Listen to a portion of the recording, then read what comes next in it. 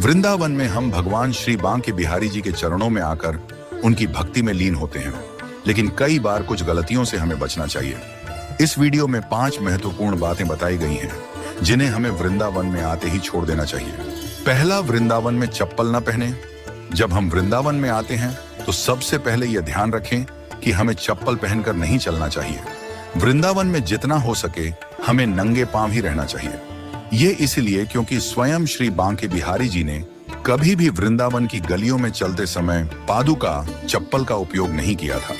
जब भगवान स्वयं बिना चप्पल के ब्रज धाम में भ्रमण करते थे तो हमें भी उनके पवित्र मार्ग पर बिना चप्पल के चलने का प्रयास करना चाहिए। यही नहीं, हमें गाड़ी से उतरते वक्त अपनी चप्पल वहीं उतार देनी चाहिए और नंगे पांव ही भगवान के दर्शन करने जाना चाहिए। दूसरा, गांव और ब्रजवासियों से प्रेम करें। वृंदावन में आने के बाद हमें यहाँ के गांव और ब्रजवासियों से प्रेम करना चाहिए। भगवान श्री कृष्ण ने ब्रजवासियों के साथ प्रेम किया था। हमें भी उन लोगों के साथ प्रेम और सम्मान का व्यवहार करना चाहिए।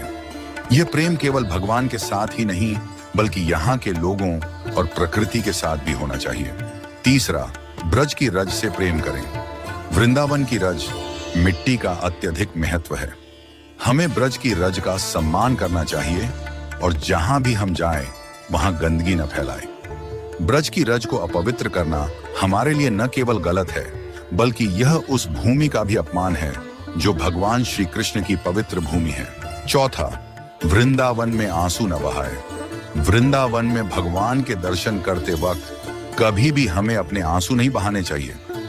कभी कभी लोग अपने दुखों को भगवान के सामने रोकर व्यक्त करते हैं, लेकिन भगवान श्री बांके बिहारी जी इतने सरल और सहज हैं कि हमें उनके सामने दुखी नहीं दिखना चाहिए।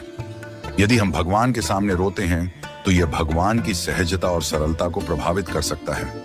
जैसे घर का बच्चा अगर किसी को रोते हुए देखता है तो वह भी दुखी हो जाता है। भगवान सब कुछ जानते हैं, वे हमारे दुखों को समय पर दूर करेंगे, इसलिए हमें उनके सामने कभी भी रोने की आवश्यकता नहीं है। हमें अपनी भावनाओं को संयमित रखकर भगवान के सामने उनके प्रति अपनी भक्ति और प्रेम व्यक्त करना चाहिए। पांचवा, भगवत चर्चा में भाग लें।